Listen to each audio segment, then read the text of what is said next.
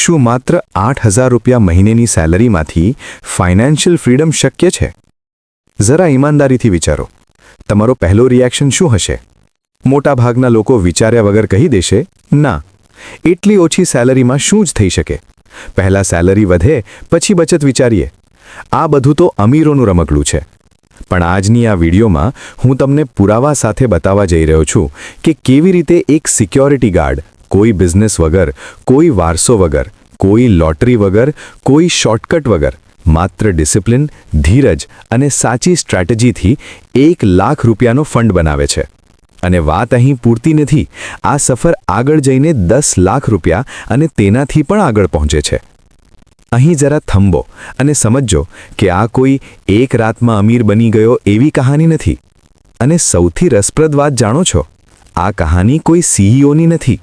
આ કહાની કોઈ ટ્રેડરની નથી. આ કહાની કોઈ MBA ફાઇનાન્સ એક્સપર્ટની નથી. આ કહાની છે એક સામાન્ય મિડલ ક્લાસ માણસની જેની સેલરી આપણામાંથી ઘણા લોકો કરતાં પણ ઓછી હતી. એવો માણસ જે મહિનેના અંતે ગણતરી નહીં, દુઆ કરતો હતો. એટલે જો તમારી આવક ઓછી છે, જો તમે પણ ક્યારેક વિચારો છો, મારા માટે પૈસા બનાવવું શક્ય નથી, મારી સેલરી તો ફક્ત ખર્ચામાં જ ચાલે છે, હું ઇન્વેસ્ટ કરીને શું જ કરી શકું, તો વિશ્વાસ રાખજો, આ વિડિયો માત્ર એક કહાની નથી. આ વિડિયો તમારા માટે જવાબ બની શકે છે. હવે એક નાનો ફેક્ટ સાંભળો, પણ ધ્યાનથી સાંભળજો. ભારતમાં લગભગ 70% લોકો 25,000થી ઓછી આવક કમાય છે. એટલે જો તમે ઓછું કમાઓ છો તો તમે એકલા નથી. પણ સાચી સમસ્યા ઓછી આવક નથી. સાચી સમસ્યા છે મની બિહેવિયર. પૈસા આવતાની સાથે ખર્ચી નાખવાની આદત અને બચતને કાલે જોઈશું કહીને ટાળી દેવું. આજની કહાની આ મિથ તોડવા માટે છે. આ સાબિત કરશે કે અમીર અને ગરીબ વચ્ચેનો સૌથી મોટો ફરક સેલરીનો નથી, પણ વિચાર અને નિર્ણયનો છે. એટલે વિડિયો અંત સુધી જોતા રહેજો.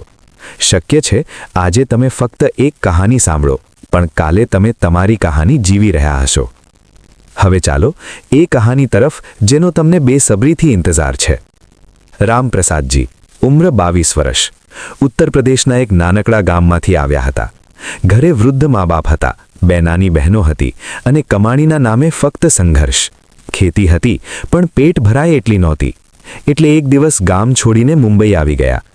મુંબઈ આવતા સમયે ખિસ્સામાં પૈસા નહોતા, માત્ર દિલમાં 2 વસ્તુ હતી, એક ડર અને એક આશા. ડર એ વાતનો કે અહીં પણ જો કંઈ ન થયું તો શું, અને આશા એ વાતની કે કદાચ અહીંથી જ જીવન બદલાશે. શરૂઆત બહુ જ કઠિન હતી. ક્યારેક ઢાબે વાસણ ધોતા, ક્યારેક કન્સ્ટ્રક્શન સાઇટ પર મજૂરી, તો ક્યારેક નાની દુકાનમાં હેલ્પર બનતા.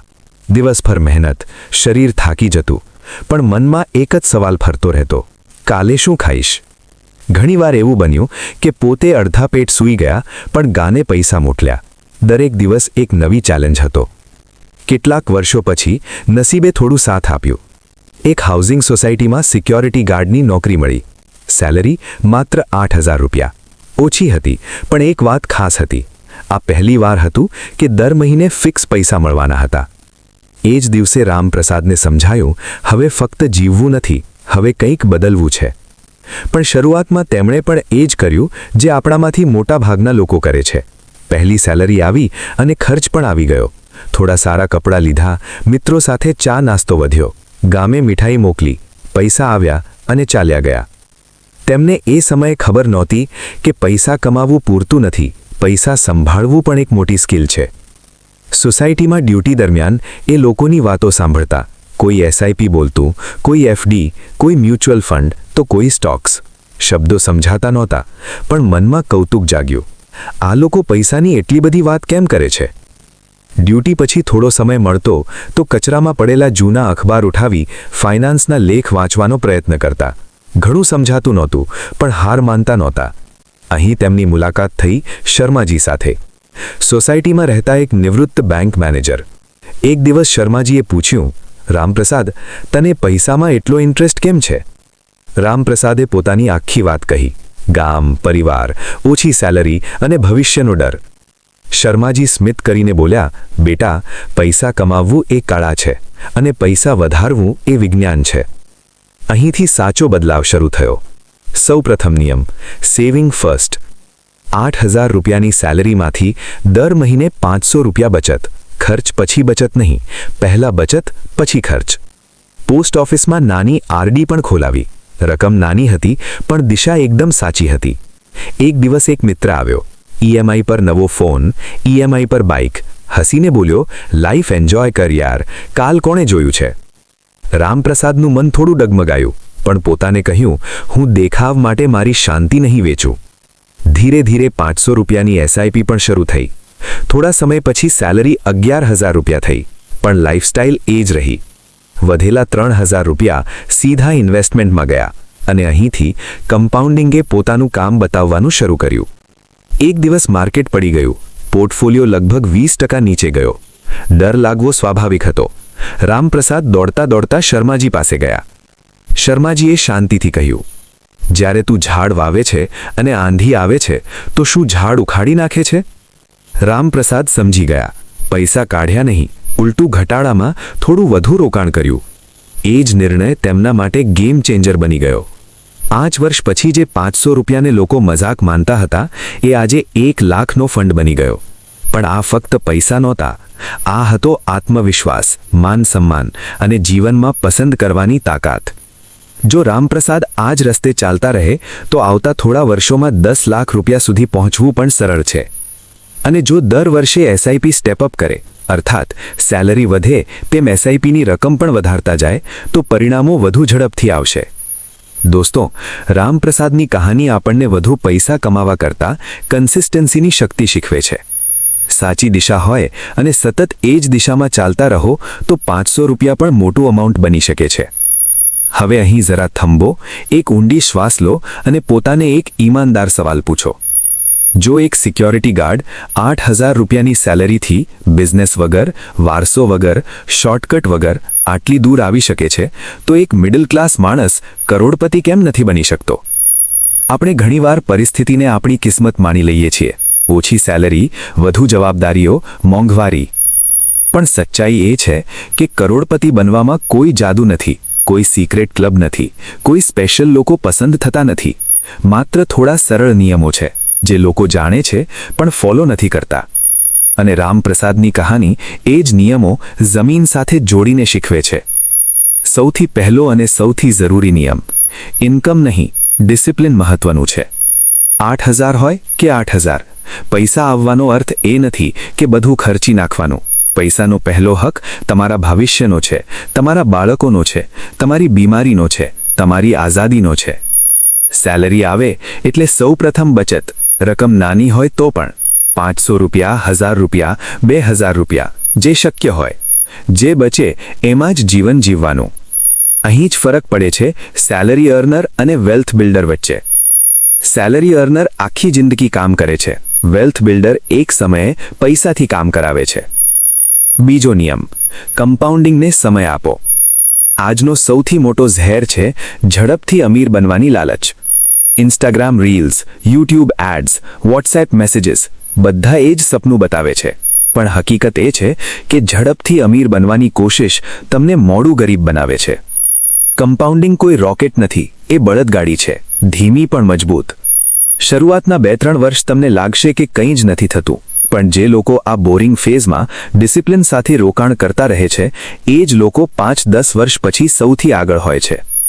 ઇન્વેસ્ટમેન્ટમાં પૈસા સૌથી વધારે નોલેજથી નહીં પણ ધીરજથી બને છે. ત્રીજો નિયમ, લાઇફસ્ટાઇલ ઇન્ફ્લેશનથી બચો. આ મિડલ ક્લાસની સૌથી મોટી બીમારી છે. સેલરી વધી, ફોન બદલાયો, થોડી વધુ વધી, મોટો રૂમ, પછી ઈએમઆઈ, ક્રેડિટ કાર્ડ અને સ્ટ્રેસ. અહીં જ 90% મિડલ ક્લાસ હંમેશા માટે ફસાઈ જાય છે. રામપ્રસાદે એક મોટું કામ કર્યું. સેલરી વધી પણ લાઇફસ્ટાઇલ એ જ રાખી. તેમણે પોતાને કહ્યું, મારી ઇન્કમ મોટી છે, મારી જરૂરિયાતો નહીં. અને એ વધારાનો પૈસો ઇન્વેસ્ટમેન્ટ બની ગયો. યાદ રાખજો, ઇન્કમ અને ખર્ચ વચ્ચેનું અંતર એ જ તમારી સાચી વેલ્થ છે. જો ગેપ નથી તો સેલરી કેટલી પણ હોય, તમે હંમેશા મિડલ ક્લાસ જ રહેશો. ચોથો નિયમ, નોલેજ સૌથી મોટું એસેટ છે. રામપ્રસાદ અમીર બન્યો એ માટે નહીં કે એની પાસે પૈસા હતા, પણ એ માટે કે એ શીખવાનું બંધ ન કર્યું. પહેલા અખબાર, પછી લોકો સાથે પ્રશ્નો અને પછી યુટ્યુબ. એને સમજાયું, એફડી સુરક્ષા આપે છે, ગ્રોથ નહીં. મ્યુચ્યુઅલ ફંડ શોર્ટ ટર્મમાં ડરાવનું લાગે પણ લોંગ ટર્મમાં મોંઘવારીને હરાવે છે. સ્ટોક્સ જુગાર નથી જો તમે સારા બિઝનેસમાં લાંબા સમય માટે રોકાણ કરો. જો મિડલ ક્લાસ માણસ દરરોજ ફક્ત 30 મિનિટ ફાઇનાન્શિયલ લિટરેસી શીખે તો કરોડપતિ બનવું મિરેકલ નહીં, પ્યોર ગણિત બની જાય છે. તમારે એક્સપર્ટ બનવું નથી, ફક્ત એટલું સમજવું છે ક્યાં રોકાણ કરવું, ક્યાં નહીં અને ક્યારે ગભરાવવું નહીં. પાંચમો અને છેલ્લો નિયમ, લોંગ ટર્મ વિચાર કરો. કરોડપતિ બનવાનો કોઈ શોર્ટકટ નથી, પણ એક સરળ ફોર્મ્યુલા છે, એસઆઈપી પ્લસ સમય પ્લસ ડિસિપ્લિન પ્લસ ધીરજ, બસ એટલું જ. પછી ન દરરોજ માર્કેટ જોવાની જરૂર, ન દરેક ઘટાડાથી ડરવાની, ન તેજીમાં ઉત્સાહમાં આવવાની. બસ દર મહિને એ જ તારીખે રોકાણ કરતા રહો. જો 20 વર્ષ સુધી આ કરી શક્યા તો માર્કેટ તમને અવગણી નહીં શકે. આ જ બોરિંગ કન્સિસ્ટન્સી તમને ત્યાં લઈ જાય છે. મોટા ભાગના લોકો માત્ર સપના જ જુએ છે. અને છેલ્લી વાત, તમને આજે કરોડપતિ બનવું નથી, તમને આજે ફક્ત એક સાચું પગલું ભરવું છે. 500 રૂપિયાથી, 1000 રૂપિયાથી અથવા 2000 રૂપિયાથી. આજે નહીં તો કાલે, પણ શરૂઆત જરૂર કરો. કારણ કે એક દિવસ પાછળ વળી જોશો અને પોતાને કહેશો, બધું એ એક નાનકડા નિર્ણયથી શરૂ થયું હતું. દોસ્તો, આ કહાણી પૈસાની નથી, આ કહાણી હિંમતની છે. આ કહાણી વિચાર બદલવાની છે. જો એક ગાર્ડ 8000 રૂપિયાથી શરૂઆત કરી શકે છે તો તમે કેમ નહીં? આજે નહીં તો કાલે, 500 રૂપિયાથી નહીં તો 1000 રૂપિયાથી, પણ શરૂઆત જરૂર કરો. કમેન્ટમાં લખો, તમારી પહેલી એસઆઈપી ક્યારે શરૂ થવાની છે? જો વિડીયોએ તમારો વિચાર બદલ્યો હોય તો લાઇક કરો, શેર કરો, કારણ કે શક્ય છે તમારી એક શેર કોઈ બીજાની જિંદગી બદલી દે.